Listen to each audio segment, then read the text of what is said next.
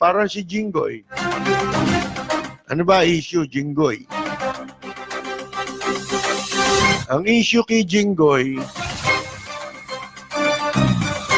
mabuti naman at ibinasura ng Sandigan Bayan yung kanyang demurrer to evidence na inihain.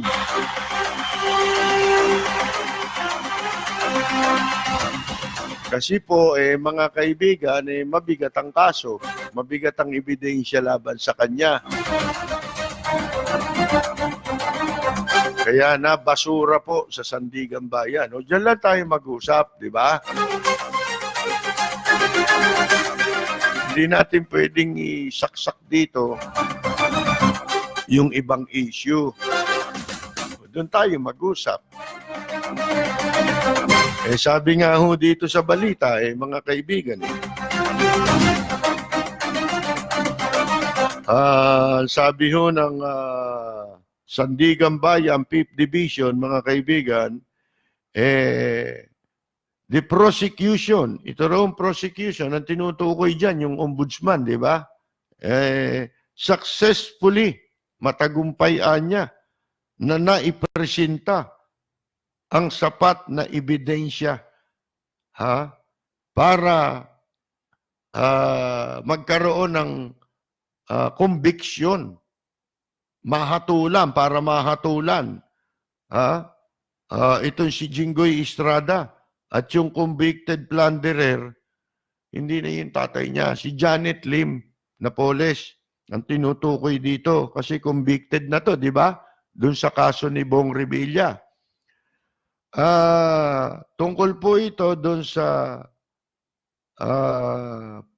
pandurugas, doon sa 183 million na halaga ng pondo na kung tawagin po ay Priority Development Assistance Funds o pork barrel. Ang sabi mga kaibigan ng 5th Division, denied yung pong demurrers to evidence ni Estrada at ni Napoles.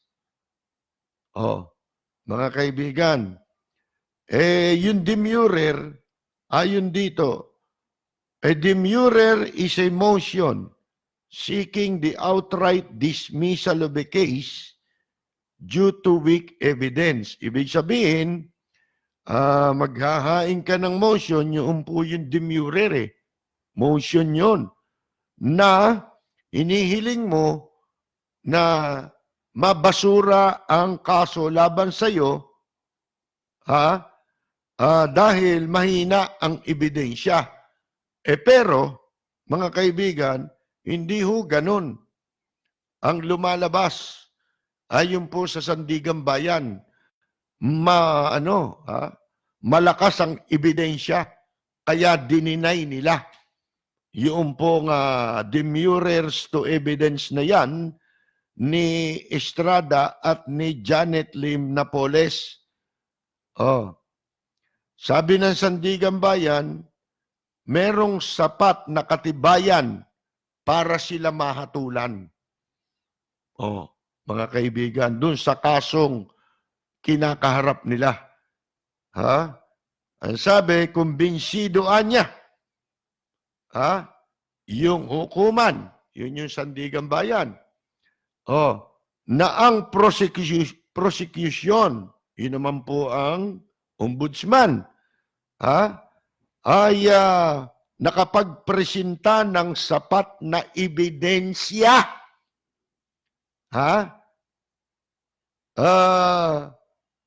doon sa testimonya at mga documentary and testimonial which established each element of the crime of plunder.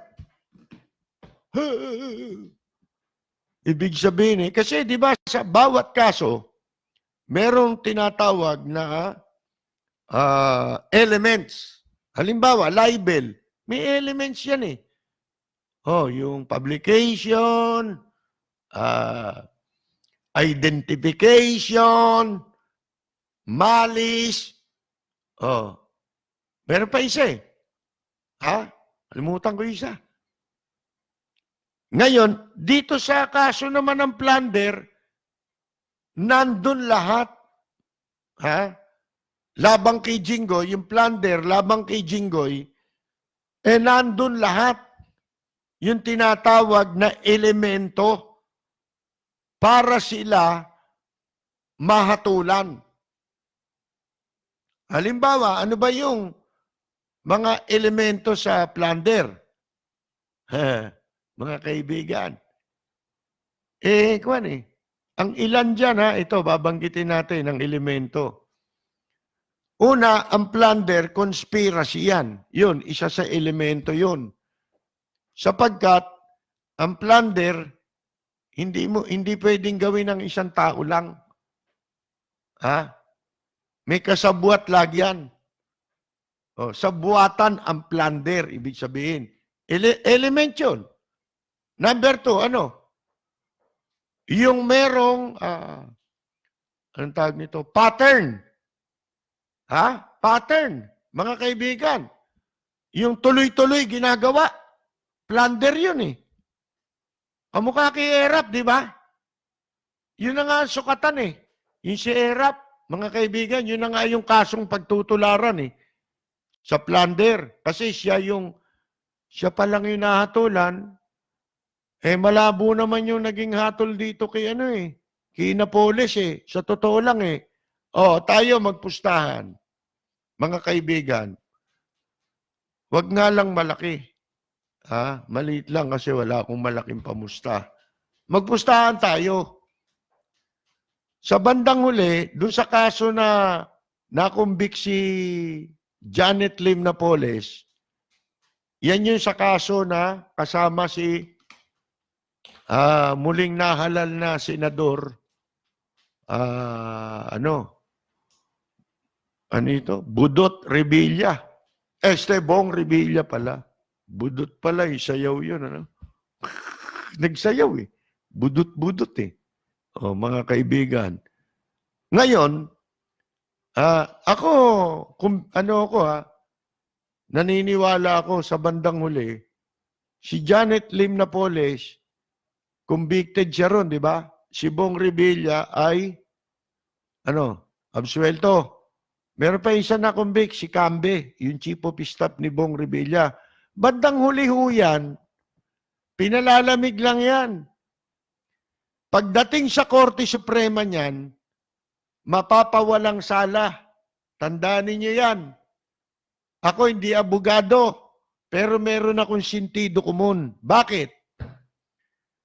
Yung sinasabi dito ng Sandigan Bayan sa kaso ni Jinggoy Estrada na matibay ang ebidensya, sapat ang ebidensya na meron present lahat yung elemento ng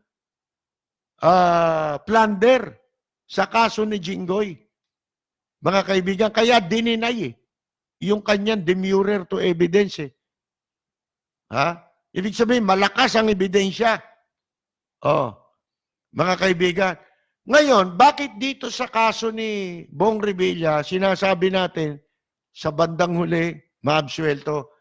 Hindi man ako abogado Bakit Kasi, sinira nila yung element dun sa dun sa desisyong ginawa ng Sandigan Bayan sa kaso ni Bong Revilla.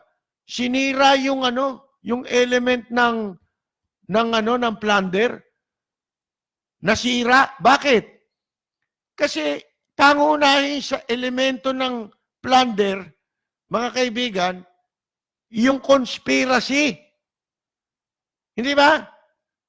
Sa conspiracy po, ang sinasabi dyan ay the act of one is the act of all.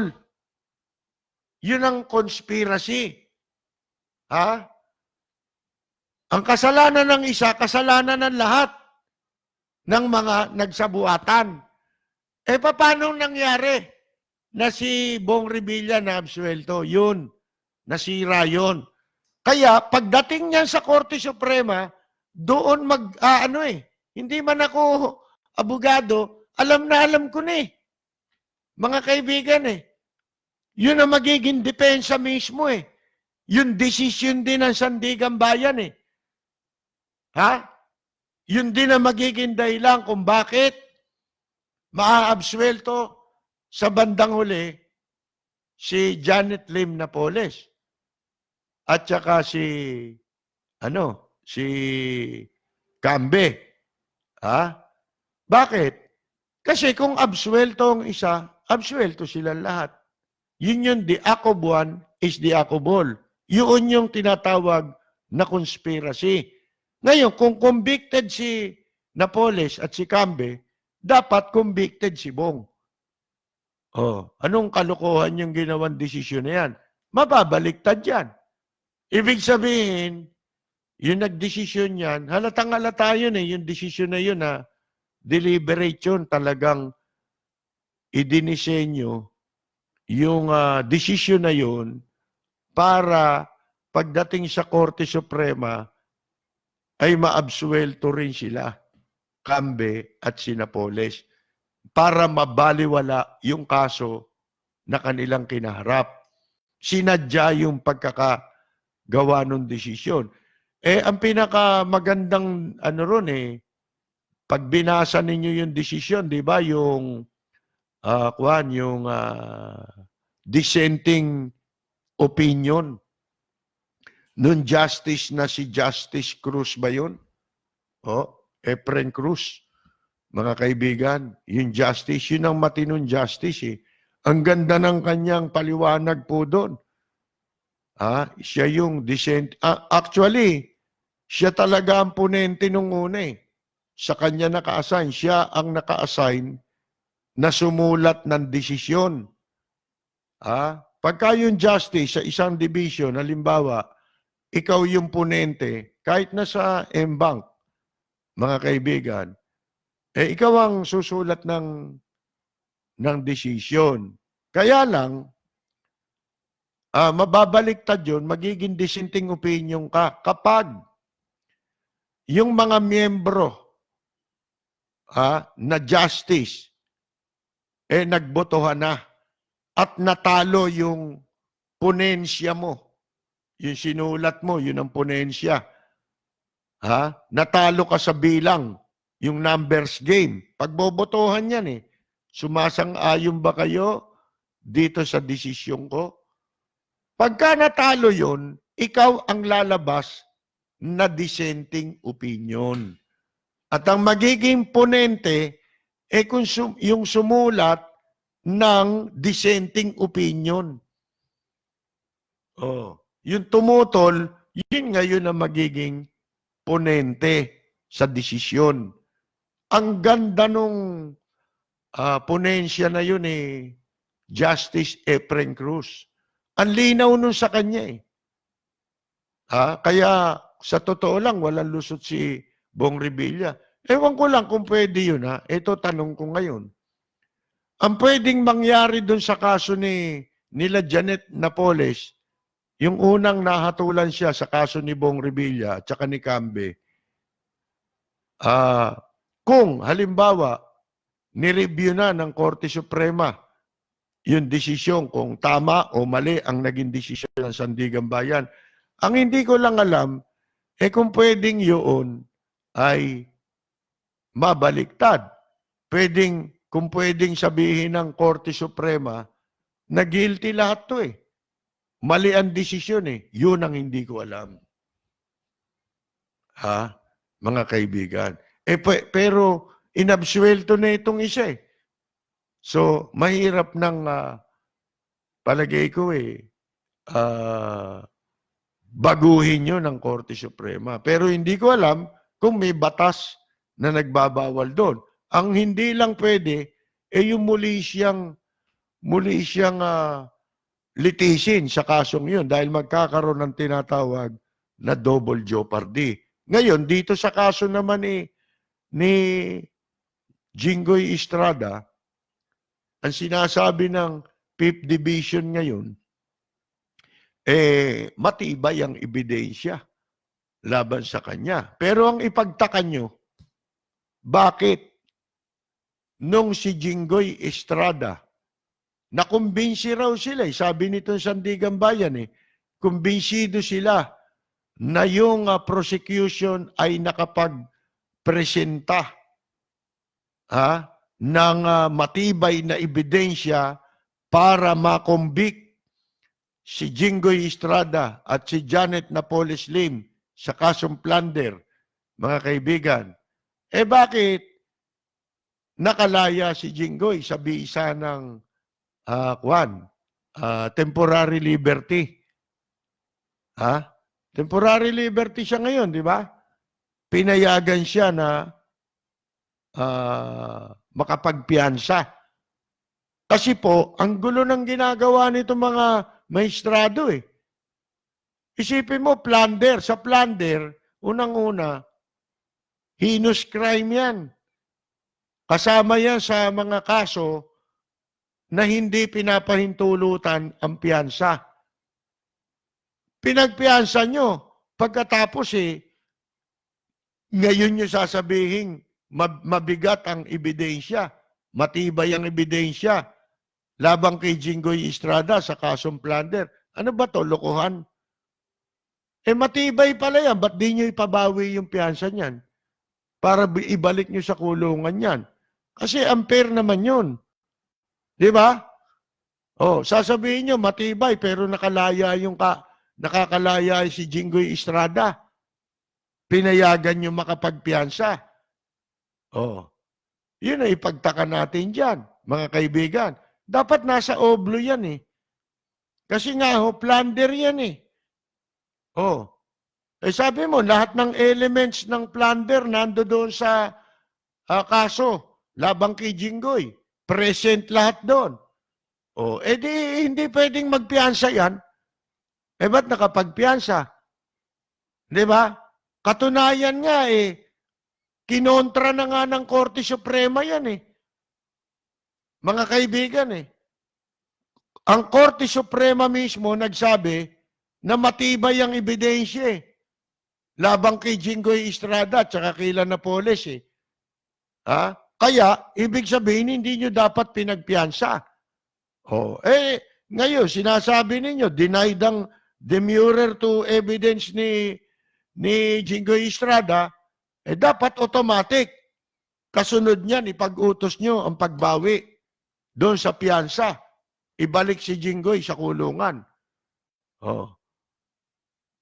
Ito pa sabi ito, if unrebutted, yung unrebutted, yung hindi nagawang yung hindi magawang masagot. By contrary evidence, is sufficient to support a conviction. It added. Di ang bigat nga, kung hindi raw mapapasinungalingan,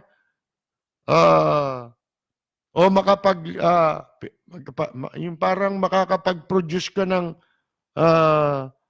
kontra dun sa ebidensyang sinasabi ng Sandigan Bayan na matibay yung naipresentang ebidensya ng prosecution, kung wala kang maipanlalaban dun, sufisyente, sapat, para makumbik si Jinggoy Estrada. Mga kaibigan, ito ang demurrer arguments. Ito pala nakalagay dun sa demurrer evidence na sinampa na inihain ni Jinggoy Estrada sa kanyang petisyon. Sabi, in his petition, said, the prosecution failed to cite the mastermind in his case, which continued to operate even without his supposed participation. Continued to operate. Yun yung sinasabi natin kasi sa plunder, ang element na isa dyan, yung yung pattern, yun yung continuing, nagpapatuloy, nagkaroon ng pattern. Hindi lang isang beses nangyari. Paulit-ulit ginagawa. Yun, elemento sa plunder yun. Oh. Even without his supposed participation in the scheme between 2004 to 2012, kahit daw wala siyang pahintulot, yun ang depensa niya. Eh, yung pa nga isang problema, mga kaibigan eh. Akalain mo, naglagay si Jinggoy Estrada sa kanyang demurrer na ano raw, hindi raw napatunayan ng prosecution ng mga umuusig, ng taga-usig na ano na siya ay tinukoy na mastermind doon sa kaso. Eh, hindi naman siya kailangan tukuying mastermind. Eh. Wala naman sa batas yun eh. Wala naman sinasabi sa batas na plunder na kailangan dyan sa kasong plunder, wala namang elemento yun eh. Na mastermind. There is no such animal as mastermind doon sa kasong plunder. Sa kasong plunder, ang sinasabi lang dyan, conspiracy, mga kaibigan, yung sabuatan. Pero, not necessarily magkakaroon ng mastermind. Kaya nga, the Acob one is the Acob all. Ibig sabihin, pantay-pantay kayo. Walang number 1, walang number 2. Walang amo, walang alipin. Pare-pareho kayo. Magnanakaw kayo pare-pareho. Yun ang ibig sabihin doon. Mandarambong kayo pare-pareho. Dahil plunder eh, di pandarambong. Oh, mga kaibigan. Tapos, nag-invoke ito, kaya nga siya binigyan ng kwan eh. Ewan ko, tingnan ninyo yung Sandigan Bayan ha. Kaya nga siya pinayagan ng Sandigan Bayan na magpiyasa dahil doon eh. Yun ang kanyang ini-invoke eh. Hindi raw siya mastermind. Ano? Bakit? Bakit nagkaroon ng, bakit niya gagawa ng issue na hindi siya mastermind? Bakit siya maglalagay ng issue na mastermind? Ha? Bakit? Nasa batas ba yun? Wala noon sa batas. Mga kaibigan. Ha? Yung sinasabing mastermind, equal kayo dyan. Pag conspiracy, equal kayo, equal footing. Sa buwatan eh. Di ba? Mga kaibigan. Walang sinasabing ikaw eh. Tapos akalain ninyo, dahil doon, binigyan siya ng, ng pagkakataong pinabura ng Sandigan Bayan na siya makapagpiyansa. Eh, anong klaseng plunder yan? Ha? Plunder-planderan? Mga kaibigan. Diba? Oh, kaya, alam nyo, yung pambababoy sa batas ng mga gumagawa ng hatol, dapat yan ang gawing batas eh. Yan ang pag-isipan ng mga mambabatas na hindi mo pwedeng sirain sa desisyon yung batas. Hindi mo ba? Eh pinaglalaroan eh. Ang nangyayari tuloy, yung plunder, nagkakaroon ng ibang version. Dapat isa lang ang version ng batas. Pag binago mo yan, magkakaroon ng panibagong version. Yun yung sinasabi natin noon pa sa kaso ni Erap at saka ni Halushos na tinarantado ng COMELEC. Di ba? Oh, ano yung kasong yun? Yung disqualification case ni Erap. Ha? Nakalagay sa batas na kapag ka ikaw ay convicted of a crime involving moral turpitude at ikaw ay nahatulan ng parusang kulong na 1 taon pataas, automatic disqualified ka. Mga kaibigan, automatic yun ha. Oh, disqualified ka. Eh nung 2013, si Halushos tatakbo rin eh. Merong nagpetisyon ng disqualification ni Halushos. Akalain ninyo, Si Alosos, hindi pinayagan dahil yun ang sinabi ng COMELEC. Hindi ka pwede dahil convicted ka of a crime involving moral turpitude at nahatulang ka ng 1 taong pataas na parusa, kulong. Hindi ka pwede. Pagkatapos, nung si ERAP, merong nag-file ng disqualification case sa kaparehong grounds, mga kaibigan, akalain nyo, naging iba desisyon ng COMELEC at hindi yun ang surprising doon. Ang surprising doon, mga kaibigan, pagdating sa Korte Suprema, kinatigan yung desisyon ng COMELEC labang kay Alosos na hindi siya pwedeng makatakbo. Pagkatapos, sa kaso ni ERAP, kinatigan din ng Korte Suprema yung desisyon ng COMELEC na si ERAP pwedeng tumakbo. Ano nangyari sa batas? Nasira. Rule of law nasira. Mga kaibigan, bakit? Nagkaroon ngayon ng 2 version. Kaya kung ikaw convicted ka, pwede mong ipilit gagayahin mo si ERAP Alin ngayon doon ang batas na pagtutularan? Sige nga, mga kaibigan, alin doon? Yung jurisprudence na gagamitin. Kung in case merong babangon na katulad ng mga kaso. Yun ang sinasabi natin. Dapat yung batas, gumawa tayo. Pag batas, mapanagot din. Yung gumagawa ng baluktot na desisyon. 2 yan tignan ninyo yung sa kay Bong Revilla. Ay ako, pakiramdam ko, absuelto sila Kasi pagka yung kinumbik mo, sira na yung sira na yung rule of law. Masisira na yung plunder. Wala na yung plunder. Baliwala na yan. Plunder. Ano yan? Wala na yun.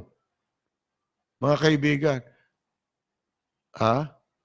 Yun na lang ang gagamitin ng mga mandarambong na kaso, mga kaibigan. Pagka nakalusot, yung mga nakasuhan ng plunder para sila makalusot, gagamitin nila yung desisyon kay Bong Revilla. Lusot na sila. Maglalaglag sila ng ilang tao. Kasi ang plunder, hindi ka pwede mademandang isa ka lang dyan. Walang plunder na isa. 1 tao. Wala nun. Sa buhatan talaga yan. Walang mastermind dyan. Lahat kayo, plunderer. Isipin mo, binigyan siya ng piyansa ron, di ba? Si Jinggoy Estrada. Sabi niya, ito doon sa kanilang demurrer, ito yung argumento niya. Sandigan Bayan already ruled that the evidence against him cannot support a guilty verdict when it granted his application for bail in 2007. Nakita na ninyo? Yung pagpayag ngayon ng Sandigan Bayan na makapagpiyansa si Jinggoy Estrada, yun ang ginagamit ngayon laban sa kanila. Ni Jinggoy Estrada, bakit niyo ako pinagpiyansa?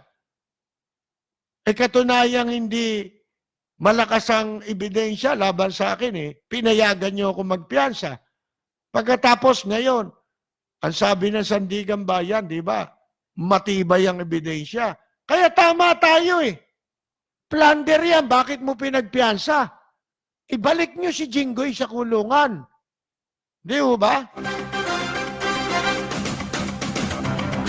Walang plunder na may piyansa. Plancha meron. Planchado na kasi yun. Plunder na yun Batas yun Lalagyan nyo ng piyansa pag plunder ang kaso, walang piyansa. Ano yan? niloko nyo, kita ninyo, saan kumukuha ng depensa ngayon yung iba? Di sa kanila rin. Nasisira ngayon, di ba? Sa bandang huli, magkakaloko-loko yung batas eh. Oh, eto nga sabi nung nung isang kanina ni-repost ko to eh, inulit kong pag-post nito eh. Dahil lumabas doon sa aking kwan eh.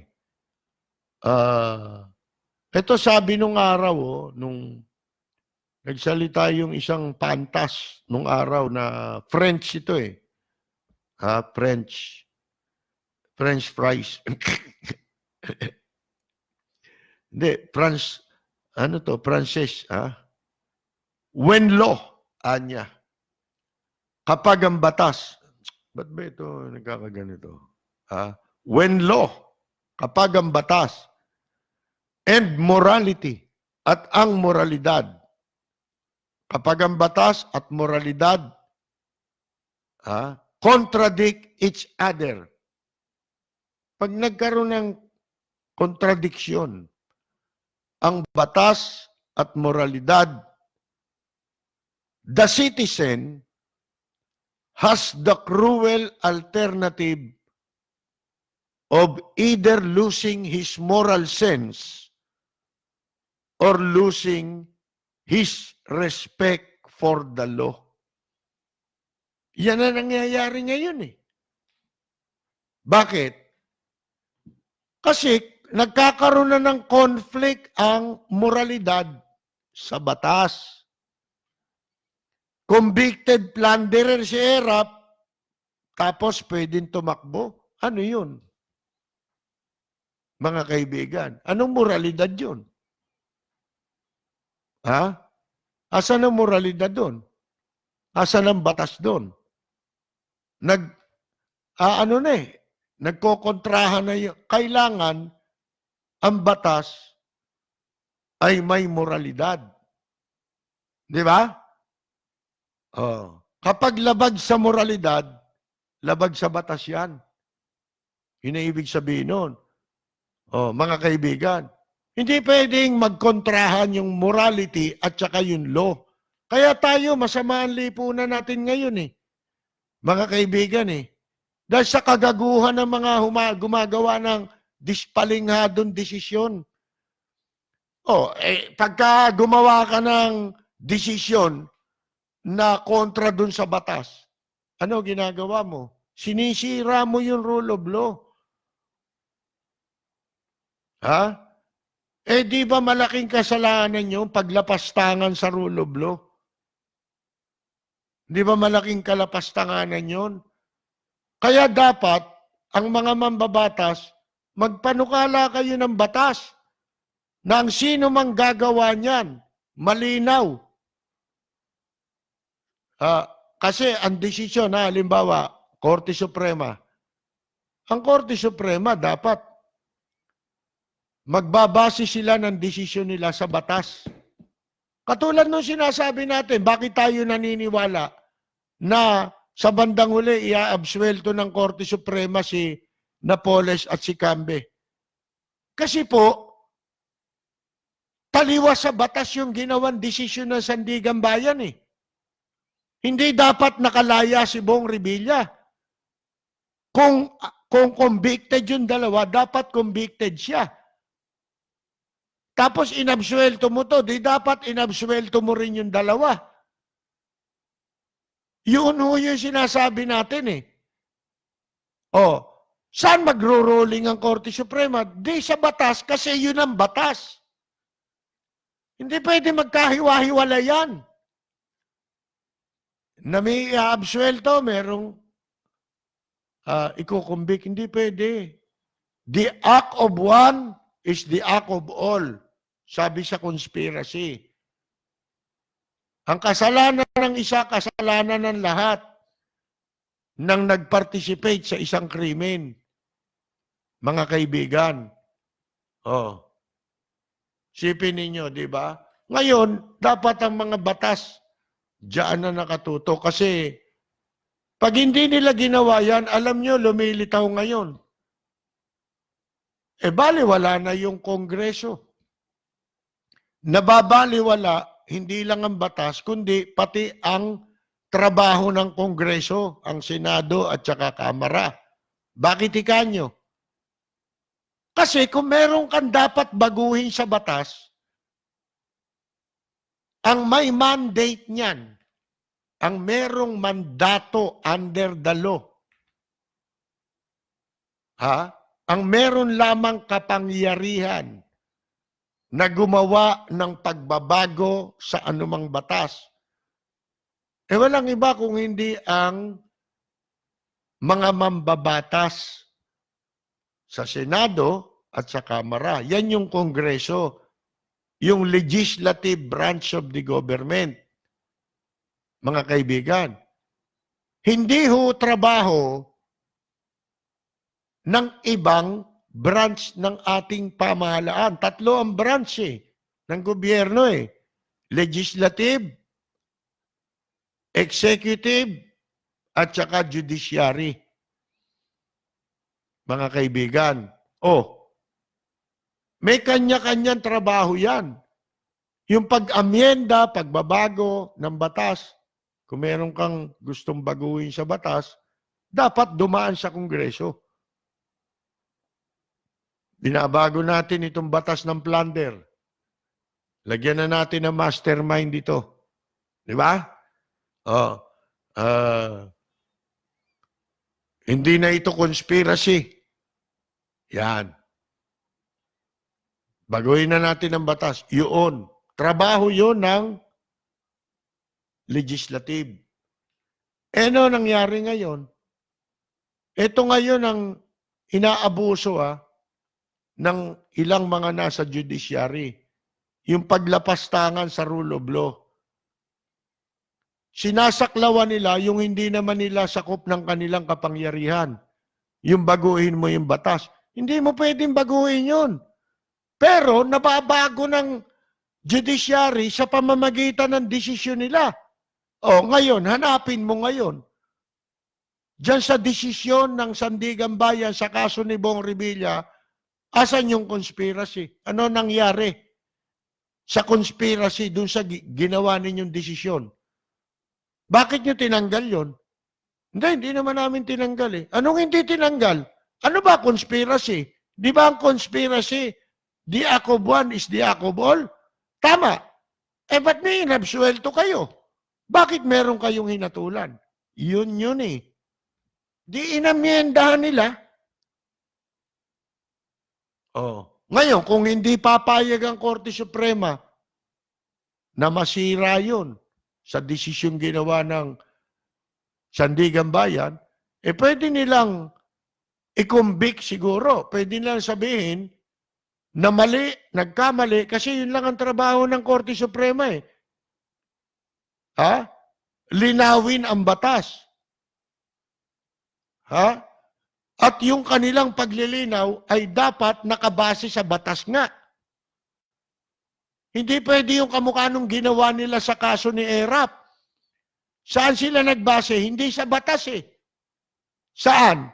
Sa dispositive portion ng pardon ni Erap.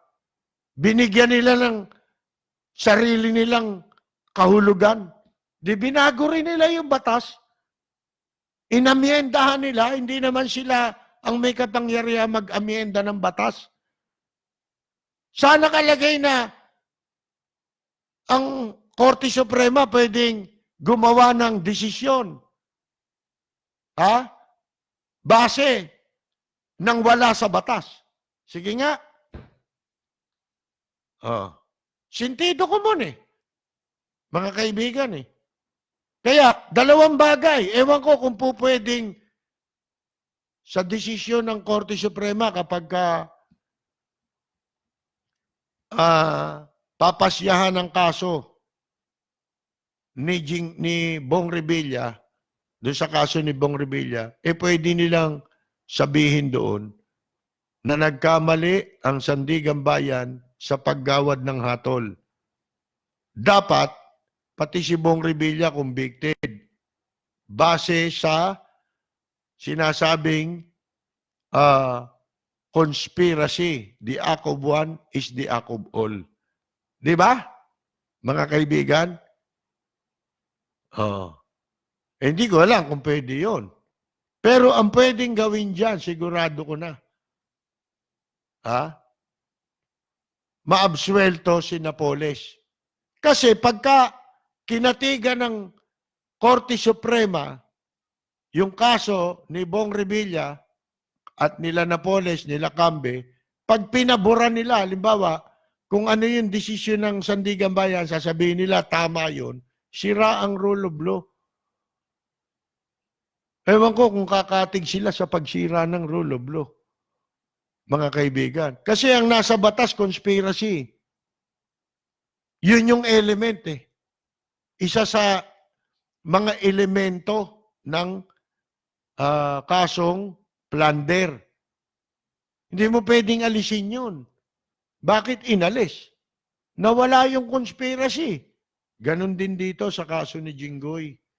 Mga kaibigan, hindi nyo pwedeng, kung sinasabi ngayon, kung doon sa petition ni Jinggoy Estrada, sinasabi niya, bakit nyo ako pinayagan? Para niya na rin sinabi, dapat din nyo ako pinagpiyansa. Kaya ibalik nyo na siya sa kulungan. Siya na nagpipresenta Balik nyo sa kulungan.